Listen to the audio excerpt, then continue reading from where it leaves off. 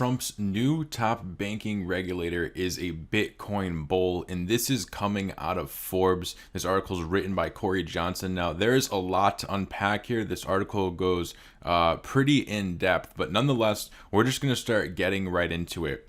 So I highlighted all the relevant points of things that are really important, and I want to point out some things that I see that look very interesting and I think are setting up the entire crypto space to basically hit this launch pad. So last week, as the world debated President Trump's photo op on the steps of St. John Episcopal Church, a mile away, the comptroller of the currency's office was quietly proposing potentially sweeping changes in banking regulations with a specific emphasis on blockchain. The new comptroller, Brian Brooks, had just become the new top banking regulator for the Trump administration. His last job was general counsel to crypto powerhouse Coinbase. Brooks, as acting comptroller, makes it clear blockchain is not the problem. He thinks blockchain is the solution to our problems. So think about this, guys. Old heads are getting out of positions of power and new heads are coming in who believe blockchain is the solution to our problems, whereas to the generation before, thought of blockchain as this disruption to the current system. So let's continue on, though. He says, blockchain has potential to connect up in a decentralized network all kinds of data, says Brooks. It has the ability to create large, friction-free, decentralized networks of people. There is huge and great promise in blockchain and crypto. Interestingly, he's looking for decentralized networks in general. He cited Bitcoin, Ethereum, and XRP in particular to solve many of the problems hindering more than 1,000 financial institutions under his purview. So these are going to solve problems of over thousands of financial institutions. That's insane. And this guy's walking into this position where these people have problems that actively need to be solved, and cryptocurrencies and blockchain are right here ready to solve these problems. It's like you have the answer to people's problems, and the people who have the problems don't even know you have the answers yet. So it's literally like what I say is it's kind of like just a waiting game. The writing is basically on the walls. I mean, how much more bullish can you get with some news like this coming out, right?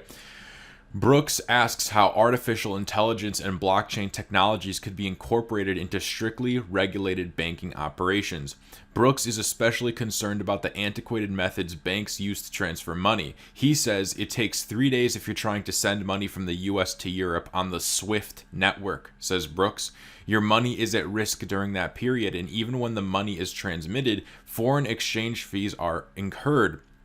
But a digital representation of value on both sides of the transaction can eliminate that friction and those costs. Now, I just want to ask the question, a digital representation of value on both sides, what is the bridge currency? I'll let you guys answer that question in your heads. The US has lagged behind the UK and other counties in terms of faster payments, says Brooks. It took the Fed 10 years to get where they are with the Fed's vision of faster payments versus blockchain, which is instantaneous and immutable. They just go on to say that he's right with that fact. So going on, Brooks expresses a deep understanding about the differences between Bitcoin, Ethereum, and XRP, showing his crypto roots, though he mistakenly calls XRP is Ripple.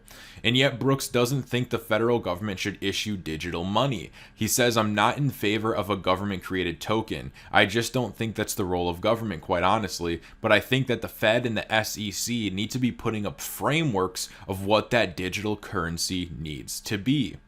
The agency is headquartered in a 10-story Washington, D.C. building with 3,669 employees spread across offices in 60 cities. Its 2,442 bank examiners oversee the operations of 840 banks and 290 federal savings associations. To Brooks, their work is hampered by an adherence to technology, old technology. You'd be shocked, says Brooks. There are certain OCC regulations that require that certain things be transmitted by fax and require banks maintain a fax number. Those were written at a time when faxes were a cool technology. Now they're mandates. And guys, honestly, I am shocked by that. I did not know that some things are, you have to transmit them by fax. It's a requirement. Like, are you kidding me? For one, I don't even have a fax machine in my house. For two, I think I'm young enough where I was never taught how to operate a fax machine or what faxing even is in school. So three, the fact that we are still using these things, that we are not even teaching our children in schools, but the government is still relying on these old, antique, dinosaur garbage technologies, which, hey, you know what, faxing was, yeah, it was great when it came out, it was innovative, but it's garbage now. Who the fuck is faxing? I'm just being honest. Like, I don't know anybody who faxes. Why would you fax anything with the amount of other options you have that are so much more efficient? And that's the thing with crypto, right? When you have these currencies that can be sold, that can be sent instantaneously, that solve problems, that can't hyperinflate, that you can't print more of, why the F will you still use fiat dollars? I truly think fiat dollars are, I mean, they're not going anywhere anytime soon, but once people smarten up, there's no reason to hold them. There's no reason to hold them unless if you're forced to use them. And that's my opinion on that. Anyways, sorry for going off on that bit of a rant. So Brooks hopes that by rooting out regulations specifying specific technology, he'll open the door to new technologies, especially blockchain. We need to do a thorough review, says Brooks. We need to look at all of our regulations, policy statements, guidance documents, and examination manuals to identify every place where those documents embed a preference for a legacy technology. Now, this just kind of goes off, and didn't highlight anything here. There's nothing I really want to read here. They go over the '08 financial crisis. So if you want to kind of read about this and, you know, read about who profited and all that, then just go to the article. It's on Forbes, and you can read it yourself. But it kind of goes off topic for the topic of this video here. So lastly, I'm very bullish on technology, says Brooks, now governing the agency that once governed his fate. Things like AI, things like blockchain have a better ability to leverage the wisdom of crowds. It can look at more data points than the human mind can possibly imagine. It gives you a better insight on what will most likely happen tomorrow. Now, the only thing that doesn't have me bullish is just AI, right? Things like AI. So that tells me that they're also looking into AI. And I will just be very honest, guys. The thought of the government controlling, having access to, using AI is a little bit scary just because of the way governments operate in this day and age. I mean, I think most people understand at this point that, you know, governments they're not the most friendly organizations in the world, and giving them a lot of power over you, power like AI is a lot smarter than you. AI can do calculations and predictions that, you know, humans just can't. And for anybody, not even government, but for anybody, I don't care if it's a government, a large company, I don't care if it's just a very rich old guy,